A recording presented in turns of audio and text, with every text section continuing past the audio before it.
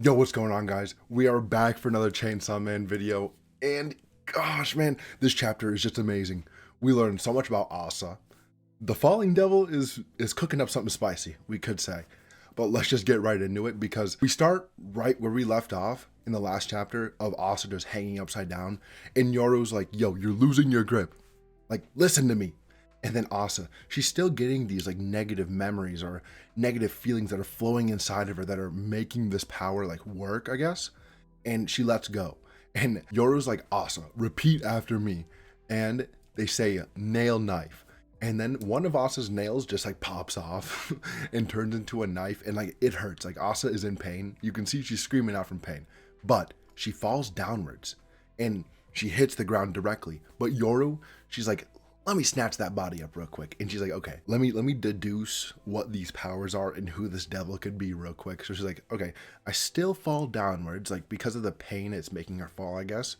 But she's like, "Asa, keep your focus on the pain in your finger. Like it'll keep your fear at bay." So she literally like lays it out. Like she knows that the fear of like whatever this devil is like invoking in Asa, or the ideas that she's giving her, are the real reason this power is being like in effect. And if she thinks about the pain instead of the negative feelings, she won't be affected by the power. At least that's what I think. But Yoru's like, "Okay, a traumatic flashback followed by reversal of gravity. Some of the humans are unaffected though, so like it's not like a widespread effect."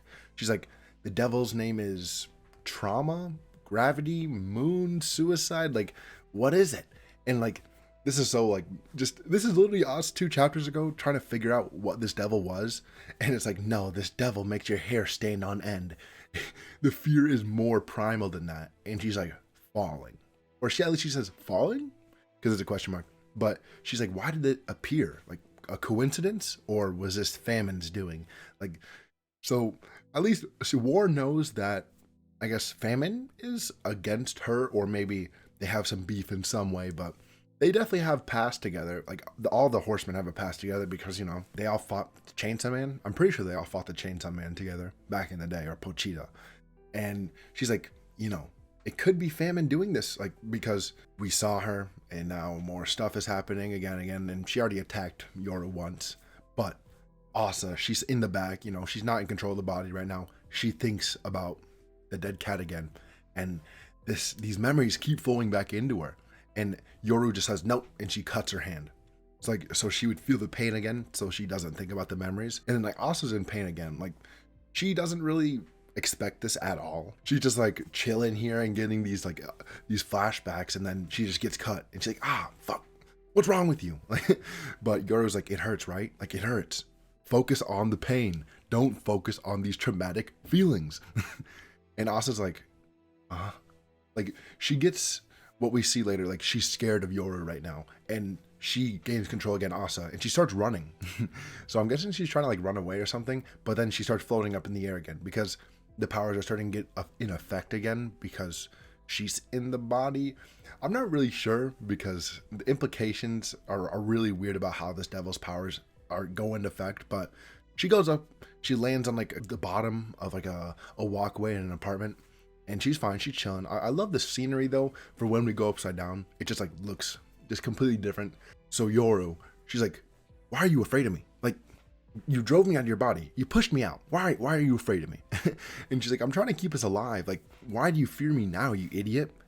And Asa's like, "How can I trust you? Like, you're the stupid one. Like, how could someone trust a person that's holding them hostage in their body, basically?"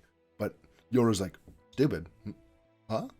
And we remember from the start of part 2, Yoru does not like being called like stupid or an idiot or anything like that. Like she gets really mad at it, but she doesn't say anything right now because Asa continues. She's like, "I don't know anything about you. Like you literally came into my body, said a bunch of scary stuff to me, and then you take over my body whenever you want. Like you cut my hand too. Like you literally cut my hand." And Yoru's like, "Well, it's because you're afraid. Like I only did it because you got to focus on the pain." And then Asa's like, you cut my hand, bro. Like you don't do this." And like you can tell Asa's like really like hurt from this because she wants to have friends. I mean, we get to see something later, but like, friends usually don't hurt other friends. and she doesn't fully understand what's going on and stuff like that. But either way, Yoru says, this devil's power is making you feel negative. Like, think through this rationally. Like, with my agility, we might escape, but your fear is jeopardizing our survival. And then we see some silence. And Asa's like, you can look inside of me and you can tell exactly what I'm afraid of. Like, you know exactly what I am afraid of. And we get to see this dumbfounded look on Yoru's face. Like, I don't know how to explain this look, but Asa's about to come out and say something. Yo, what's going on, guys? Sorry for interrupting the video, but thank you for watching. And if you're enjoying the Chainsaw Man content and want a new chapter review every week, just like and subscribe. Back to the video. Asa, she says, like, I have trust issues, but I am lonely still. Like, once in a while, I'll talk to somebody, but that always goes wrong. And she gets hurt, and then she winds up alone. And she's, like, really hurt by this. Asa, she does not want to be alone. But right here, we get to see solitude and companionship. I'm afraid of both. So it's like a never-ending circle for her. Like, she's afraid of being alone because, you know, being alone, nobody really wants to. We're humans, we're social animals. But whenever she meets somebody or talks to somebody, it always ends up going badly. And she gets hurt. So then she's alone again. And she'd just rather be alone. But when she gets alone, she's scared. And then you see, it keeps going on like a never-ending circle. But we cut away from this. And we cut to see these devil hunters, I'm pretty sure, because they're in suits, devil hunters, public safety, of course. And they're massacred. But the falling devil, she's talking about, for the soup course, she's presenting Derut Atlata. Oh, yeah, I can't speak different languages, bro. I would have looked this up, but I don't really care. It's just soup made out of ears, tongues, and noses.